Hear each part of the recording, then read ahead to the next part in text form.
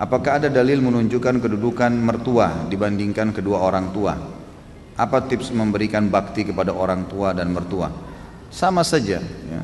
Tetap orang tua diprioritaskan. Mertua itu umum, kerabat.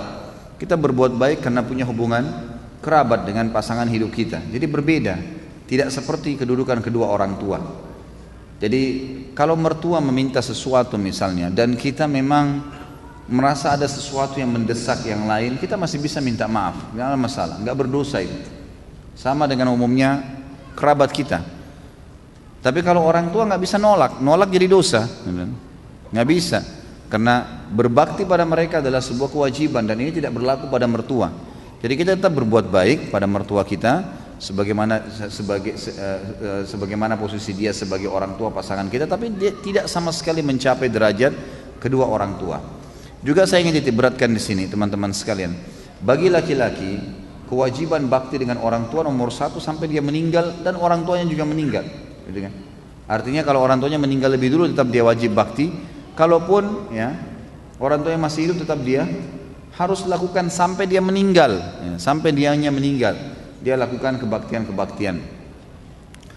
Kalau perempuan berbeda, setelah dia menikah maka diprioritaskan adalah suami, ya, adalah suami. Bakti pada orang tuanya di nomor dua kan, memang sudah begitu hukum syar'inya. Maka setiap muslimah harus bisa memahami hukum syar'i ini sehingga dia tidak menahan suaminya untuk berbakti dengan orang tuanya. Dan harus pahamin teman-teman sekalian, cemburu itu harus pada hal yang berbau pelanggaran agama saja. Titik, nggak lebih daripada itu. Jadi tidak benar kalau seorang wanita cemburu dengan mertua perempuannya, cemburu dengan iparnya, saudari daripada suaminya, itu nggak boleh.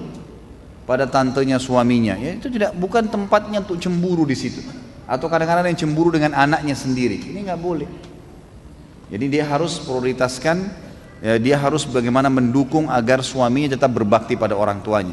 Begitu pula dengan suami, kata para ulama, mestinya dia bisa memberikan peluang kepada istrinya untuk tetap berbakti walaupun dia boleh memprioritaskan dirinya. Dia masih, misalnya istrinya pamit mau kunjungi orang tuanya, dilayanilah, diberikanlah kesempatan, dibantulah semampu dia. Kalau dia punya hajat mendesak, dia boleh bahasakan, tolong selesaikan ini dulu baru kemudian kamu boleh ke orang tua kamu, itu nggak ada masalah.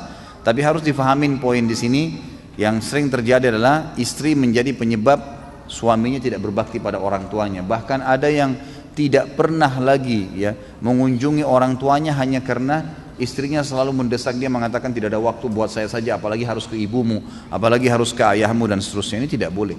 Atau merasa cemberut, tidak senang kalau mertuanya datang. Bagaimana Ustaz? Kalau mertua saya cerewet, ya itu resiko, kan itu resiko hidup, kan itu. Layani, sabar. Dia rewel, dia bicara, ya sudah. Yang benar kita sampaikan, maaf tapi seperti ini.